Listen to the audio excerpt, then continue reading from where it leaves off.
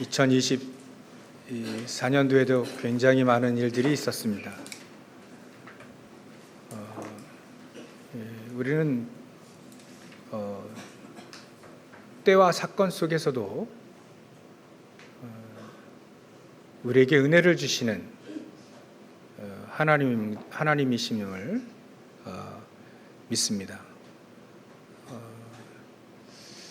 2024년도에는 우리가 마태복음 6장 33절 너희는 먼저 그의 나라와 그의 의를 구하라.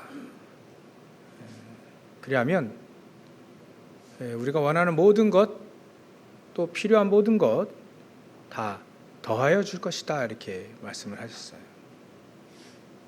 이런 축복들을 우리가 한 해 동안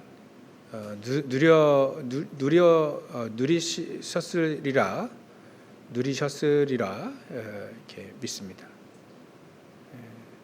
우리가 순간적이라도 우선순위를 바꾸면 하나님 더해 주시는 것이 굉장히 많습니다.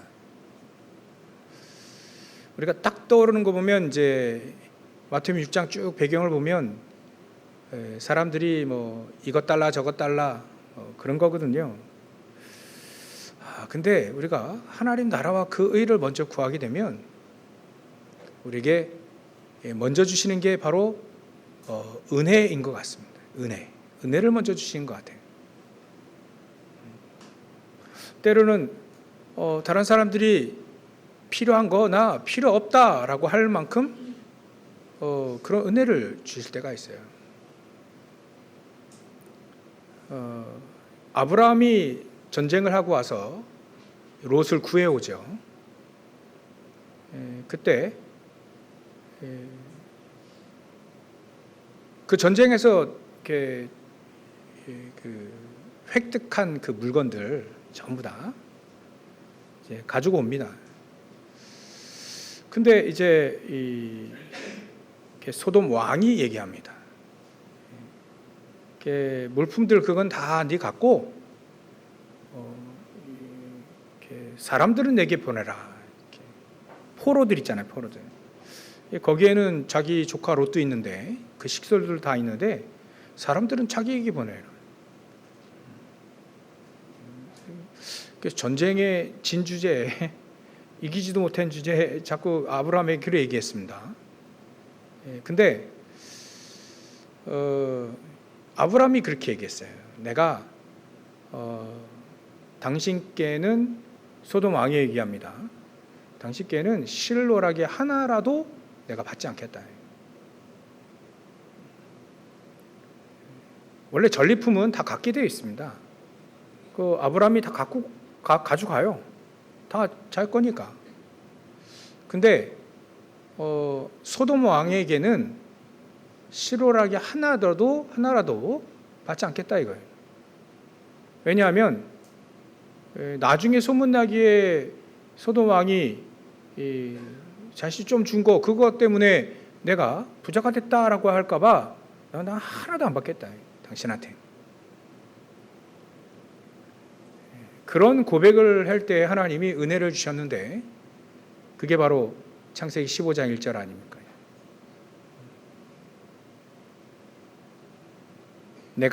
하나님이 얘기하십니다.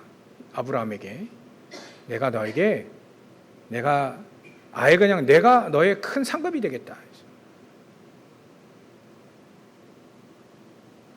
그게 하나님이 은혜를 먼저 주신 겁니다. 성취는 차차 와요. 근데 은혜를 먼저 주신 거예요. 은혜의 말씀을 먼저, 은혜의 언약을 먼저 딱 아브라함에게 주십니다.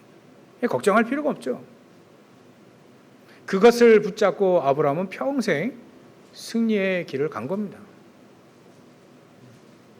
늘 아브라함은 그랬죠. 잘못할 때도 그랬고 실수할 때도 그렇고 하나님은 계속 은혜를 주셨습니다. 그래서 우리도 은혜를 찾아내는 겁니다.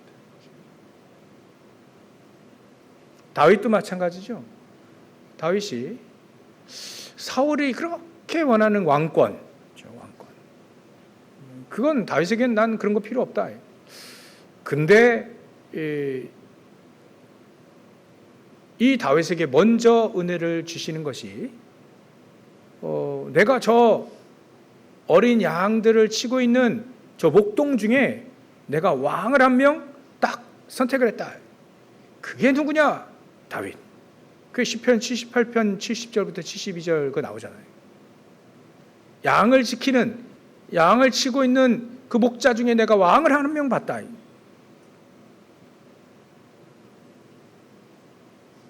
다윗에게 먼저 은혜의 말씀을 먼저 주신 거예요. 그걸 성취시키는 거는 1년이 되든 10년이 되든 20년, 30년이 되든 하나님이 성취시키십니다. 그래서 우리가 오늘 다윗과 같이 또 아브라함과 같이 우리가 그 은혜를 먼저 받고 하나님 주실 거니까 오늘 언약을 딱 붙잡는 시간이 되어지면 된다. 그러면 하나님은 그 은혜를 성취시켜 나가시는 거죠. 은혜로 우리에게 은혜도 주시고 뭐 힘도 주고 능력도 주고 또 중요한 말씀 딱 주시는 거예요. 그걸 계속 성취해 나가시는 겁니다. 그래서 우리 오늘은 우리가 먼저 그의 나라와 그의 일을 구하면 이 모든 것을 더해 주신다는 그 말씀을 붙잡고 이제 25년도에는 그래 참된 예배를 하자. 참된 것을 찾자. 왜냐하면 하나님이 누구를 찾느냐 아니면 참된 예배를 하는 자들을 찾으신대요. 정말 예배하는 사람. 이 배경은 이 예수님이 사마리아 성에 들어가셔서 사마리아 여인, 유대인들은 원래 이스라엘 민족은 저 사마리아 이 사람들하고 상종을 안 합니다. 왜냐하면 잡종이다. 우리 배경은 너무나 잘 알기 때문에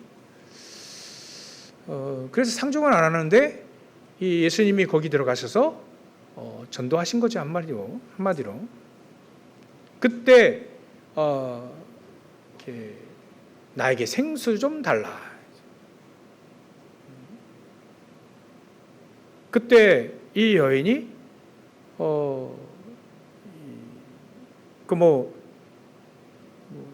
생수 주기도 하고 뭐 이렇게 여러 가지 있겠죠 뭐.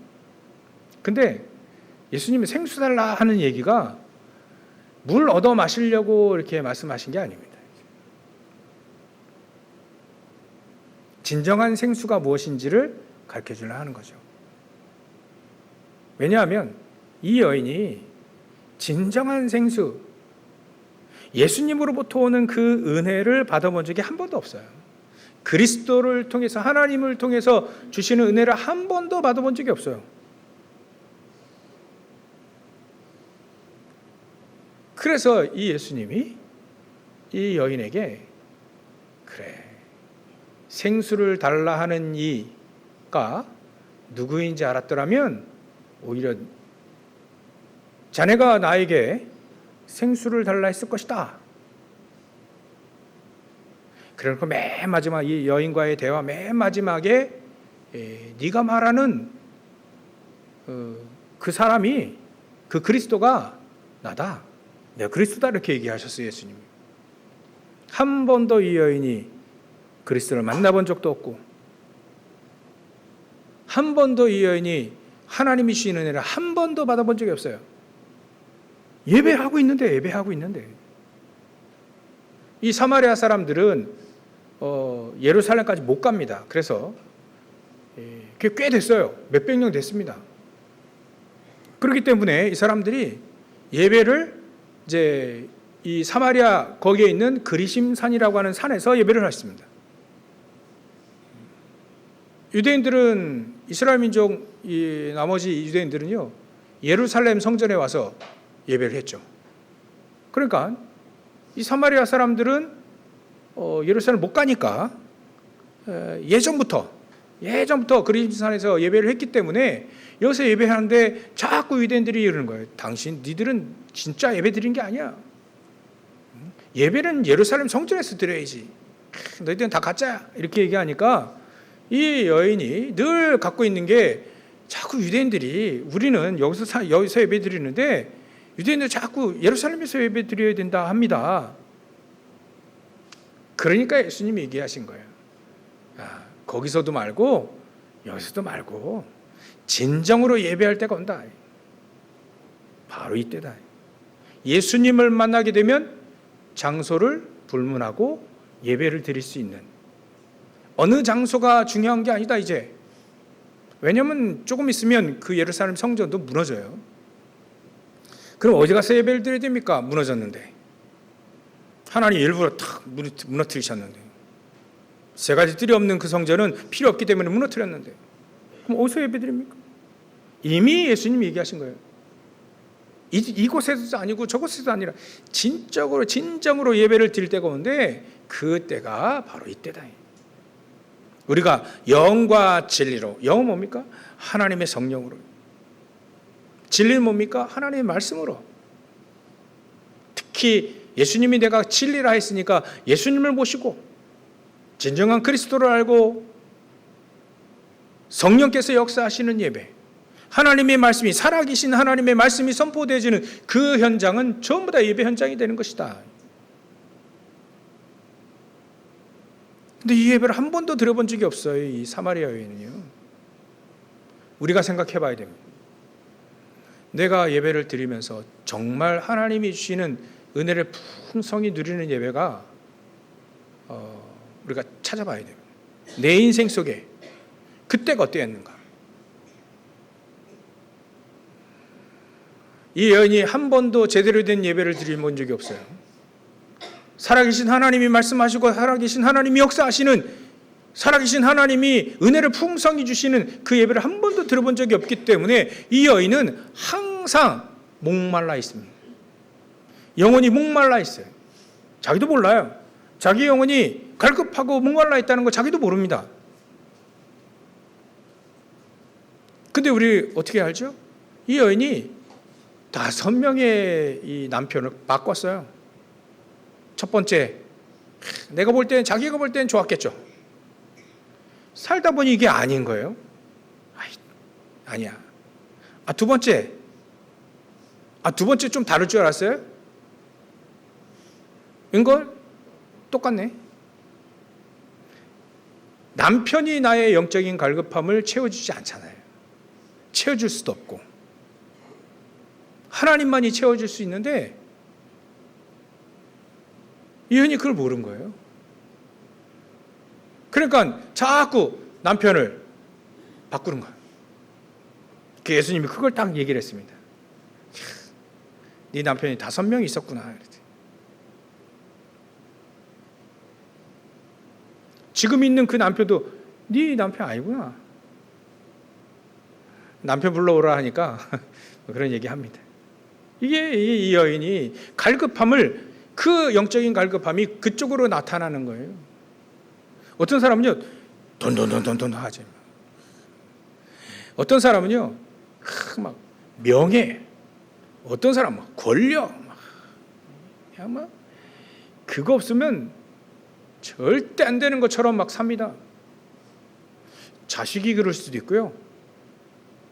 자식 막 자녀들이 막 우상이 된 거예요. 그런데 우리 자녀들, 우리 어른들 결혼시키고 우울증 안 오시죠? 좀 약간 허전하지만, 저도 잘 모르는데 저희 부모님이 그러셨대요. 약간 허전한 게 있더라. 있다가 없으니까 그래야죠. 근데 우울증은 안 오셨을 거예요. 왜냐하면 진정으로 우리 마음과 우리 영혼을 채우실 수 있는 분은 하나님이시니까요. 멀리 떠난 것도 아니고 핸드폰 다 있죠, 화상통화 다 있지, 다 있는데 뭐. 근데 이 여인이, 저 여러분들은 뭐 은혜 받은 그 예배 들어본 적이 드리고 있으니까. 근데 이런 사람이 굉장히 많습니다. 그냥 교회만 왔다 갔다 하는 사람이죠. 그래서 우리가 먼저 우리는 예배 잘 드리고 있습니다. 그래요.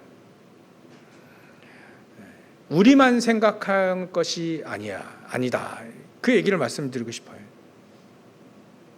진짜 예배를 잘 하나님이 원하시는 진정한 예배를 드리는 사람들을 하나님이 찾으시기 때문에 하나님은 찾으셨어요. 하나님은 찾으실 거고 찾으셨어요. 그러면 우리가 무엇을 찾아야 되느냐?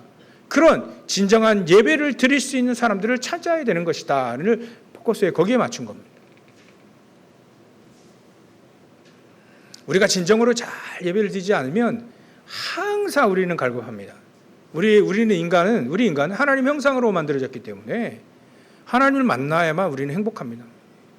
그렇지 않으면 우리는 불행하게 돼 있어요. 시달리게 돼 있고요.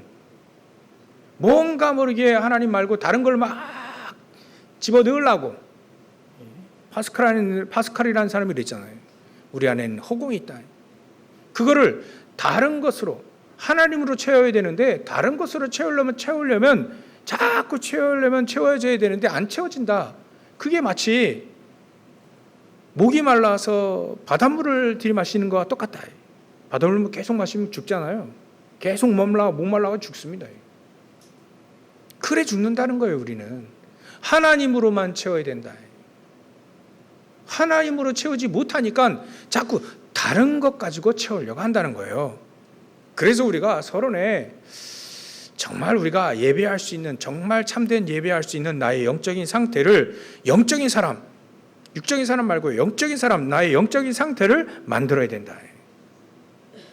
그러하니까 마태복음 6장 33절에 우리의 우선순위를 바꿔야 되는 것이다. 우선순위를 바꾸지 않으면 나의 영적 상태가 바뀌지 않습니다. 하나님으로 먼저 우리의 우선순위를 바꾸지 않으면 항상 우리는 쪼들리고 항상 갈급하고 항상 시달리고 그래요. 자기도 알게 모르게 말이죠.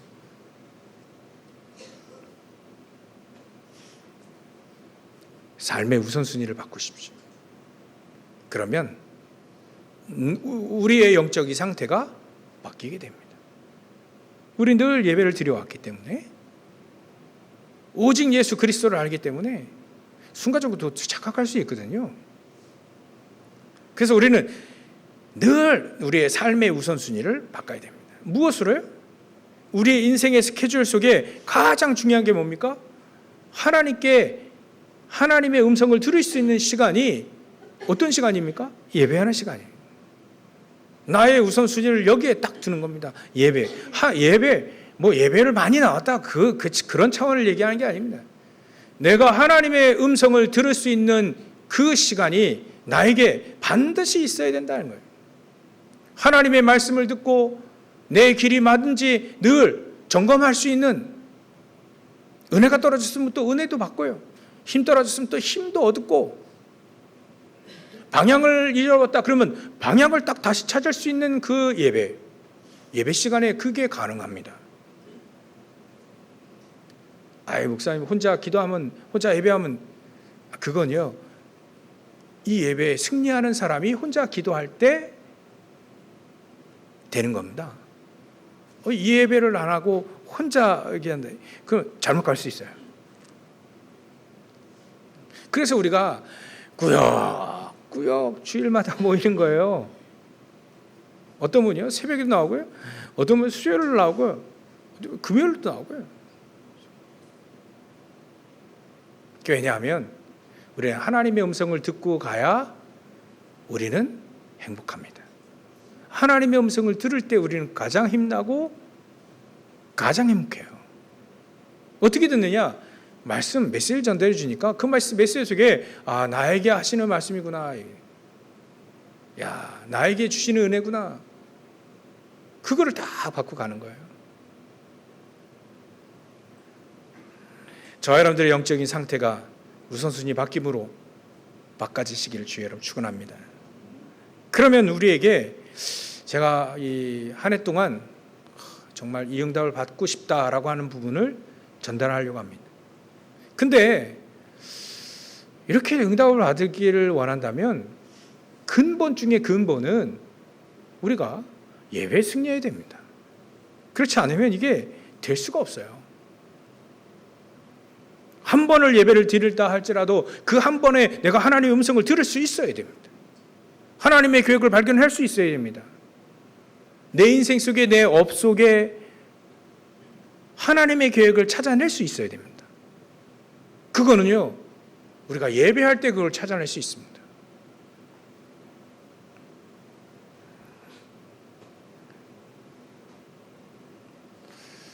예배에 승리하시기 바랍니다. 우리의 근본 중에 근본이 회복된 건 예배의 길이다. 예배의 인생이다. 그렇다면 예배에 승리하게 되면 우리는 우리 삶에 승리하는 사람이 됩니다. 내 인생 속에 나는 승리의 사람이 되는 거죠.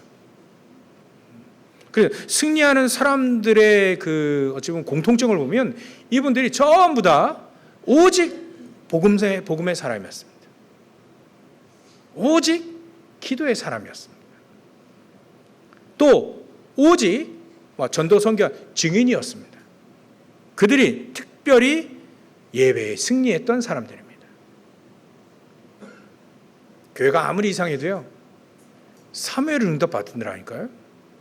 사무엘 다니는 교회는요, 목사님이 메시지를 전달하지 못할 정도로 막 깜깜했던 그런 교회 목사님이었어요. 하나님의 말씀이 이상이 끊어졌더라. 하나님 응답 안 하신 거예요. 엘리 제사장이 응답 안 하십니다. 근데도 불구하고 그 밑에 있는 사무엘은 응답받았다니까요. 어찌 이럴 수 있습니까? 그럴 수 있습니다. 사무엘은요, 아예 언약궤 옆에서 잤어요. 어머니 한나가 그 언약궤 옆에서 자라 있거든요. 아예 이 사람은 막 나시린으로 아예 그냥 하나님의 사람으로 막 구별돼 가지고요. 너는 하나님만 붙잡고 살아라. 그래, 하나님 말씀만 붙잡고 살아라.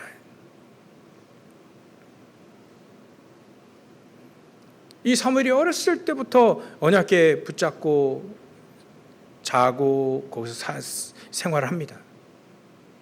어느 날 하나님이 이 사무엘에게 음성을 딱 들려주시잖아요. 사무엘아 부르는 거예요. 이제 사무엘이 이걸 또 하나님의 음성을 들어본 적이 있나요? 늘 언약 붙잡고 기도하고 했는데 그렇게 하나님의 음성을 들어본 적이 없거든요.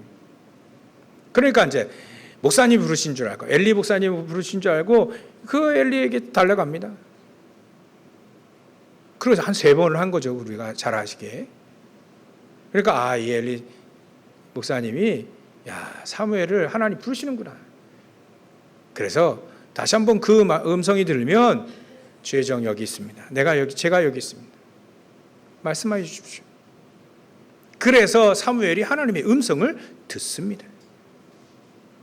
하나님의 음성을 듣긴 들어도 무슨 내용인지 알고 들어야 되잖아요. 처음에는 모르고 들었어요. 이게 하나님의 음성인지 목사님 말씀인지 몰랐어요. 구분이 안 갔어요. 근데 이제는 그게 구분이 간 거예요.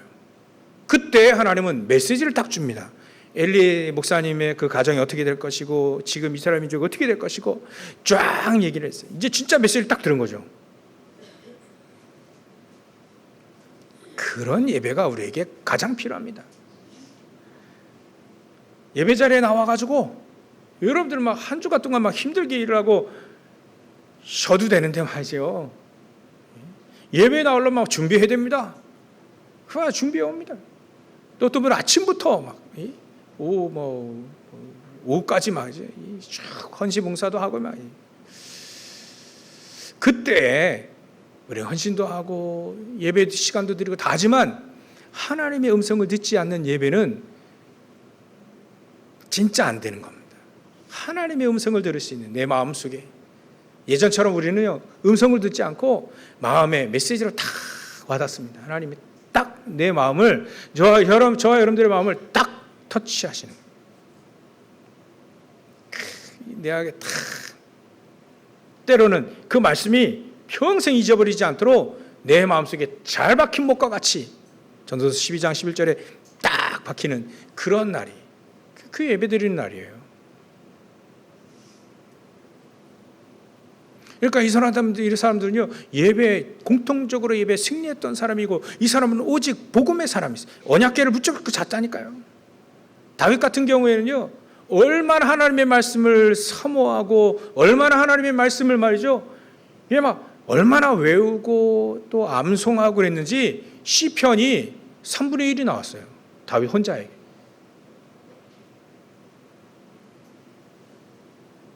전부 다 하나님의 말씀을 다 묵상하고 정말 복음 중심으로 살고 얼마나 기도했는지 기도의 사람이었습니다. 그러니까 당연히 인생 삶이 승리할 수밖에 없습니다. 승리하는 삶이 됩니다. 왜 오직 복음이 우리에게 정말 오직 복음의 중심으로 살아라 이 메시지가 왜 필요하냐면요, 요즘에는요 복음이 없어져 가는 시대에 됩니다. 복음이 없어져 가는 시대예요. 더 이상 복음을 강조하지 않습니다. 요즘 시대는요 또 전도가 없어지는 시가 됩니다. 전도가 없어지는 시가 됐어요. 전도하지 않습니다. 그래서 저 여러분들이 한 해 동안 좀 시작이 됐으면 좋겠다. 전도운동의 시작이 되었으면 좋겠다. 우리에겐 20가지 전도 전략들이 있습니다. 그 20가지 전도 전략, 그 중에 가장 기초가 복음 붙잡고 기도하는 사람 주위에 말씀 운동이 일어나는 겁니다. 그래서 나를 통해서 생불신자들이 복음을 듣고 하나님의 자녀가 되는 그런 전도 운동이 일어나는 게 가장 근본적인, 가장 기본입니다. 이런 운동이 계속해서 일어날 때 충분히 이제 불신자들에게 복음이 증거되어질 수 있는 그런 축복을 먼저 누리는 것이 전도 운동의 가장 중요합니다. 가장 기초입니다. 우리가 이거를 한 해 동안 예배하는 자로서 승리하며 이 축복을 누렸으면 좋겠어요. 그래서 나에게 한 300명이나 한 400명 정도 나를 통해서 복음 듣고 불신자가 하나님 자녀가 됐다면 진짜 성경에 있는 모든 축복들을 다 누릴 수 있다라고 얘기합니다. 그래서 우리는요, 사람 많이 들어오는 그 전도, 그것도 필요하겠지만요, 우리의 전도는 어디에 포커스가 맞추냐면 예수님도 가서 제자 삼으라 했기 때문에 제자를 찾는 전도가 우리에게 가장 중요합니다. 제자를 어떻게 하면 찾을 수 있을까? 흔들리지 아니하는 제자. 어떤 상황이 와도, 어떤 위기가 와도, 어떤 환란이 와도 흔들리지 아니하는 그 제자, 그런 제자를 하나님이 숨겨두고 계시기 때문에 우리 보고 가서 찾아라. 그게 참된 겁니다. 사도 바울은 많은 여러 교회, 너희들이, 데살로니가 교회 특히 얘기했죠. 너희들이 다의 영광의 면류관 아니냐. 영원한 변하지 않는 우리가 그 축복을 누렸으면 좋겠어요. 그 시작이 되었으면 좋겠습니다. 목사님 300명에서 500명 어떻게 우리가요 남은 인생이 몇 년일까요? 몇십 년 되는 그 시기에 우리가 정말 기도해 보는 겁니다.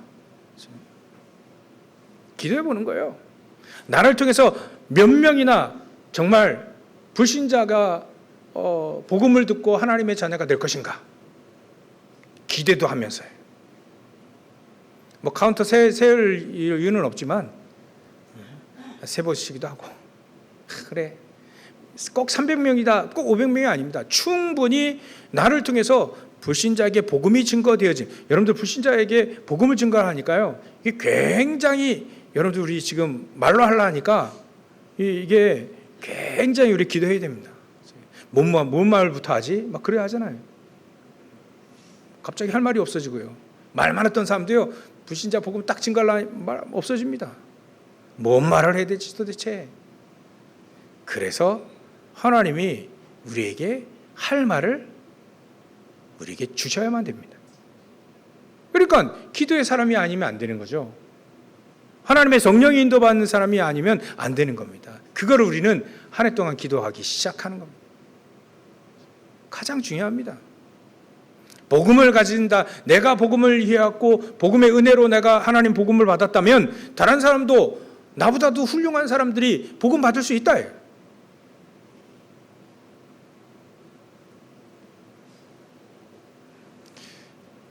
그게 우리가 참된 것 찾는 것 첫 번째입니다. 그렇게 찾을 수 있는 오직의 복음, 참된 것을 찾을 수 있는 사람이 먼저 되는 것이다. 그래서 서론에 그래 우리 영적인 상태 바꿔야 되고 우선순위 바꿔야 영적인 상태가 바뀌고 이 복음과 이 기도, 이 전도의 축복을 누릴 수 있는 그런 사람이 된단 말이에요. 그러면 다인적으로 열매로 불신자들이 복음 듣고 우리를 통해서 복음 듣고 우리 교회 끌고 오라는 게 아닙니다. 복음을 전달하는 게 가장 우선입니다. 그 사람에게 복음이 전달되어져야 되는 것이 가장 예수님이 원하시는 거예요. 교회 끌고 와도요.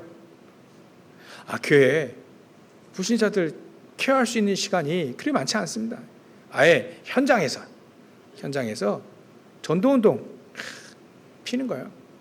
그래서 진짜 말씀이 뭔지 그리스도가 뭔지 기도가 뭔지 여러 가지 다 가르치는 겁니다. 그 현장이 나의 가정이 될 수도 있고 내 현장, 내 사업터가 될 수 있고 직업터가 될 수 있고 또 여러 가지가 될 수 있어요. 그걸 우리는 기도를 하기 시작해야 되는 것이다. 찾기 위해서.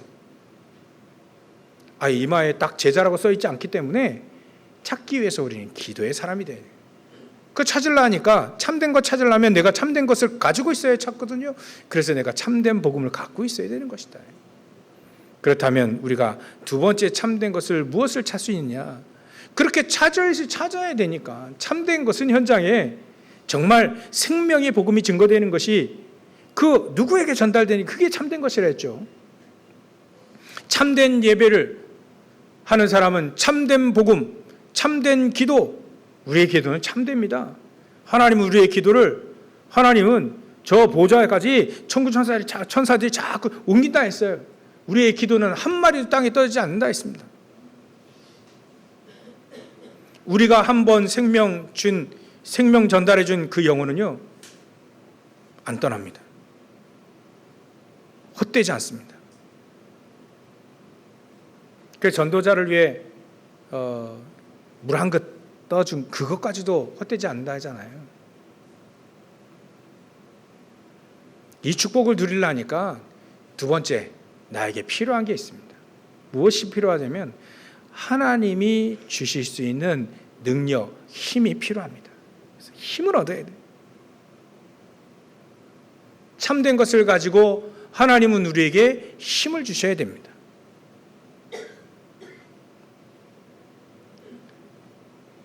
불신자들은 사단 마귀에게 잡혀있기 때문에 알든 모르든 잡혀있기 때문에 그 사단 마귀에게 잡혀있는 운명에 잡혀있는 그 영혼을 빼내와야 되는데 말이죠. 힘이 없으면 빼놓을 수가 없습니다. 우리가 빼놓은 게 아니라 하나님이 주시는 힘이 있어야 우리가 심부름할 수 있다는 거예요. 그래서 하나님은 우리에게 예수님이 얘기했어요. 사도행전 1장 8절 오직 성령이 너희에게 마시면 너희가 권능을 받고 그 권능이 우리에게 필요한 겁니다. 하나님 주신다 했고요. 그 권능을 우리에게 주신다 했고 그 권능이 우리에게는 반드시 필요합니다. 왜냐하면요. 제가 이걸 딱 붙잡고 있으면 이걸 빼내려면 저보다 힘이 센 사람이 저를 꺾고 이걸 빼내와야 돼요. 사단이 딱 붙잡고 있는 거를 우리가 어떻게 꺼냅니까? 하나님의 능력으로 빼내는 거예요. 우리가 기도하고 심부름하면 하나님이 여기서 빼내오시는 거예요. 그걸 바로 전도라고 하는 것이다. 그걸 생명운동이라는 것이다. 이를 하려니까 하나님은 우리에게 권능이 필요하다는 거 아시고 내가 너에게 권능을 주겠다. 권능이 임하게 되면 땅끝까지 이뤄내 증인이 될 것이다 라고 얘기를 하셨어요. 오직 성령이 너희에게 임하시면 너희가 권능을 받고 예루살렘과 온 유대와 사마리아와 땅끝까지 이뤄내 증인이 되리라. 그걸 한마디로 얘기해 성령의 충만함입니다. 성령의 충만함이 임하지 않으면 절대 안 돼요. 그래서 구약에도 이런 성령 충만함이 임할 때 하나님의 일을 했던 사람들이 많이 있죠. 구약의 대표적인 세 사람만 들어도 요셉 같은 사람이 창세기 41장 38절에 하나님의 영에 이렇게 감동된 자를 내가 본 적이 없다. 불신자인 바로 왕이 요셉을 보고 얘기한 겁니다. 우리 너무 잘 알고 있죠. 그리고요 사무엘 선지자가 다윗에게 딱 손을 놓고 축복할 때, 그때 사무엘상 16장 13절에 하나님의 영으로 감동되었다, 성령 충만함을 얻었다 이거예요. 그리고 중요한 선지자 사역을 해야 될 이 엘리사에게 가장 필요한 게 무엇이었느냐? 가장 필요한 것 그 한 가지를 꼽으라 할 때 이 사람은 나에게 영감의 갑절, 성령의 충만함을 주십시오. 그걸 간구한 겁니다. 왜냐하면 나에게 그 힘이, 그 능력이, 하나님이 주시는 힘과 그 능력이 반드시 필요하기 때문에 우리도 반드시 필요합니다. 그 능력이 아니면 절대 우리는 이 전도운동을 할 수가 없죠. 성령의 충만함을 다 받으시기 바랍니다. 사도 바울은요, 이 충만함을 받고, 그래, 능력 중에 능력이 다른 게 아니다, 오직 그리스도, 오직 이 복음이 나에게 최고의, 믿는 모든 사람들에게 능력이 되는 거 아니냐?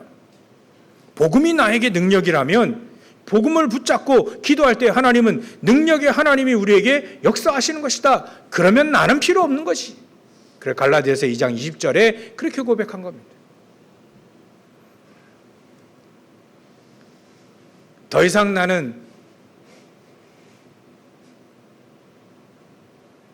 창세기 3장 11장 속에 더 이상 나는 그 있던 나는 십자가와 함께 나는 죽었다. 그런즉 옛사람, 불신자로 있었을 때, 복음 몰랐을 때, 기도 몰랐을 때의 나의 옛사람, 그 사람은 십자가에 못 박혔다. 그런즉 이제는 내가 사는 것이 아니요 나를 위해 자기 몸을 버리신 그리스도를 믿는 믿음 안에 사는 것이다. 이렇게 고백할 수 있으려면요, 자기가 십자가에 달려 죽었어요. 죽은 사람이 뭔 말을 합니까? 그거 같이 내 주장, 그게 필요 없다는 거예요. 그러면 뭐가 필요합니까? 하나님의 능력이 나에게 필요한 거예요. 하나님이 주시는 그 복음이 나에게 필요하고, 그게 나에게 있고, 하나님의 능력이 나에게 있다면 나는 증인으로 사는 것이다. 그리스도를 믿는 믿음으로 사는 것이다 하는 거예요. 여러분들 이 힘, 이 능력 다 누리시길 주의로 축원합니다. 그리고요, 시간이 많이 가지고요, 세 번째입니다. 세 번째는 제가 이게 그래 한 해 동안 저 여러분들과 함께 이렇게 살아야 되겠다, 살았으면 좋겠다라고 하는 그런 부분들을 좀 잡아봤습니다.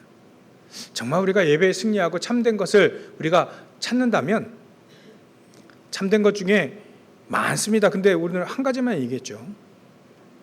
우리를 통해 구원 얻을 사람, 진짜 그 구원 얻어서 참된 예배할 수 있는 제자, 그 제자를 찾을 수 있도록 우리가 세 번째는 좀 열심히 살아야 될 것 같지 않나 이런 생각이 듭니다. 열심히 살자. 무조건 열심히 사는 게 아니고요, 요행을 바라지 말고 열심히 살자. 정말 기본으로 돌아가자. 지난주에 같이 기본으로 들어가자. 열심히 예배도 드리자. 또 나의 삶 속에 내 업을 열심히 쓰자. 내 업에 정말 열심히 하자. 단순히 열심이 아니죠. 우리는 내 업 속에 하나님이 달란트를 발견하시고, 그 달란트를 이제는 전문성으로, 우리 렘넌트 특히 붙잡아야 됩니다. 우리 전문성으로, 그게 말이죠, 현장성 딱 있게 내 업을 사는 겁니다. 하나님이 한마디로 말해서 우리의 인생을 우리가 열심히 사는 게 기본입니다. 단순히 열심히 사는 게 아니죠. 예배를 드려가며 사는 겁니다. 하나님의 음성을 들어가며 사는 겁니다. 우리의 업은요, 하나님이 쓰실 수 있는 업으로 우리는 내 업이 하나님께 쓰임받을 수 있는 업이 되어질 수 있도록 열심히 사는 겁니다. 제가 우리가 열심히 살아라 이 말은 많이 안 해봤죠. 생각 없이 열심히만 살라 하니까요. 예배의 중요성 모르고 열심히 살라 그럴까봐 이 열심히라는 단어를 쓰지 않았는데 기본입니다. 실력도 쌓아야 됩니다. 전문성 가지고요. 그래서 다윗 같은 경우에는 실력도 있고 믿음도 있었습니다. 믿음도 있고 실력도 있었습니다. 근데 그 실력을 쌓으려면요, 돌 던지는 연습을 많이 했어요. 돌, 골리앗을 때 그 돌이요, 이 다윗에게는요,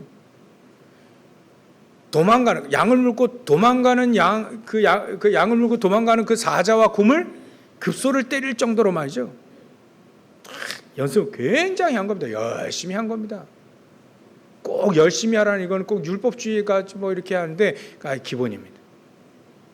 이제는 우리가 이 메시지를 알아들을 수 있을 것 같습니다. 열심히 하나님 말씀 듣고 예배하며 기도하며 열심히 사는 겁니다. 그래서 우리의 삶이 하나님이 쓰실 수 있을 만큼, 우리의 예배가 응답받는 예배가 되어질 만큼, 우리의 업이 하나님이 쓰실 수 있을 만큼의 우리의 업이 되어져야 되는 것이다. 록펠러는요, 그의 업이, 그의 인생이 얼마나 잘 쓰임받았냐면 교회를 2,000개를 세웠습니다. 2,000개. 2,400개죠, 정확히 말하면. 뭐 대학 한 20개 세웠고요. 그 인생이 쓰임받던, 어렸을 때부터 언약을 붙잡고 기도했다는 겁니다. 그 어머니가 그렇게 시켰다 하죠. 야, 너는 기업인이니까 돈 많이 벌어서 그게 하나님께 쓰임받아야 되니까 헌금 많이 해라. 예, 제 돈 얘기하는 게 아닙니다. 이제. 굉장히 헌금 얘기하면 굉장히 막 오해들 많이 하시는데, 록펠러 같은 축복을 받으시면 되는데, 그죠?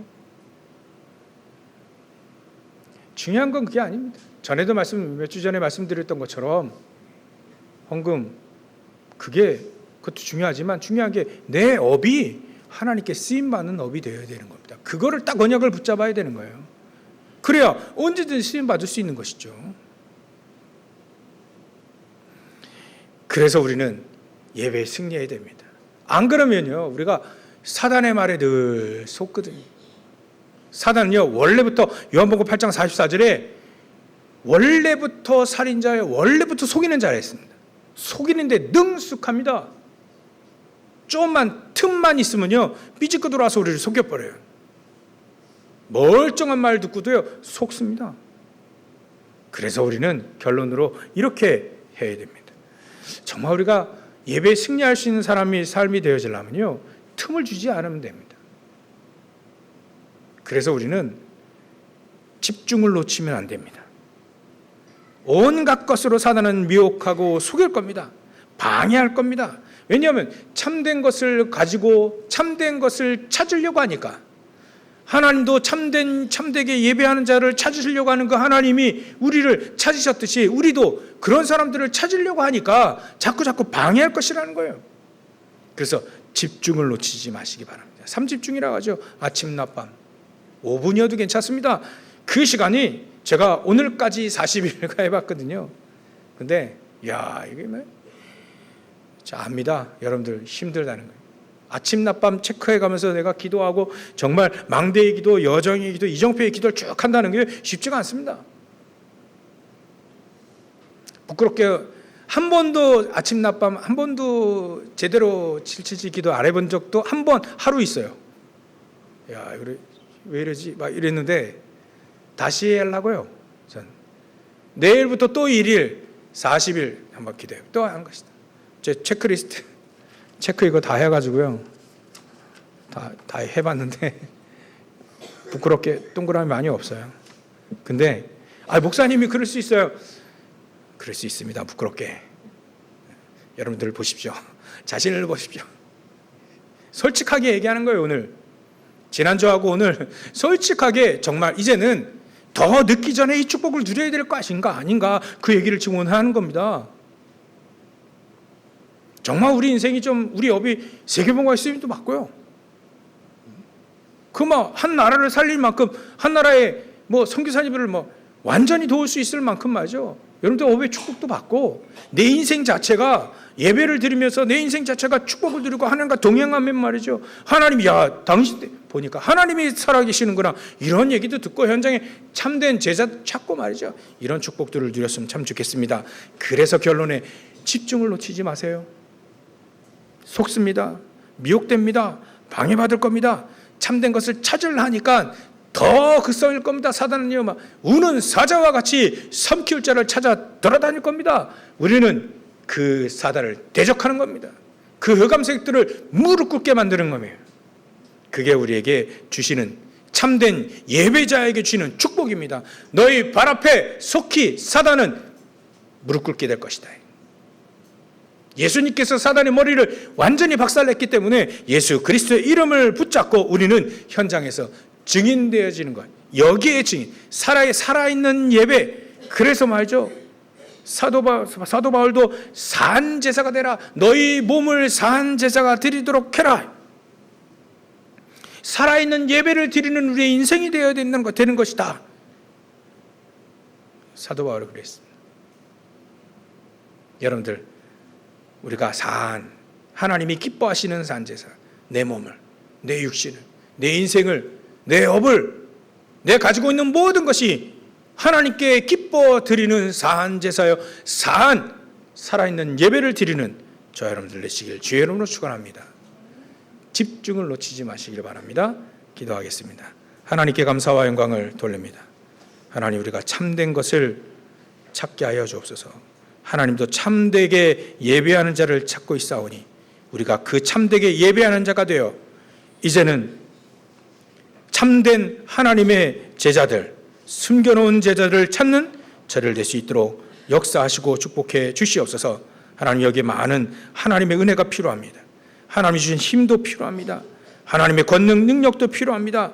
하나님, 우리의 인생과 우리의 생각, 모든 마음과 생각, 영혼, 육신, 정말 하나님이 주시는 힘이 필요합니다. 갑절의 영감을 필요합니다. 성령의 감동된 이 축복을 우리에게 필요합니다. 주님께서 부어 주시옵소서. 망대의 축복, 여정의 축복, 이정표의 축복을 우리가 이제는 세밀하게 응답받는 저를 낼 수 있도록 역사하시고 축복하여 주시옵소서. 우리가 발걸음이 닿는 모든 현장마다 하나님의 제자들이, 숨겨놓은 제자들이 발견되어지고 그 현장에 하나님의 나라가 임하게 되고 성삼위 하나님께서 보좌의 축복으로 임하는 하나님의 나라가 임하고 나라의 일이 이루어지는 귀중한 인생 될 수 있도록 주님께서 우리 모든 성도에게 축복하여 주시옵소서. 감사와 영광을 돌리며 거룩하신 예수님의 이름으로 축복하며 기도 올리옵나이다. 아멘.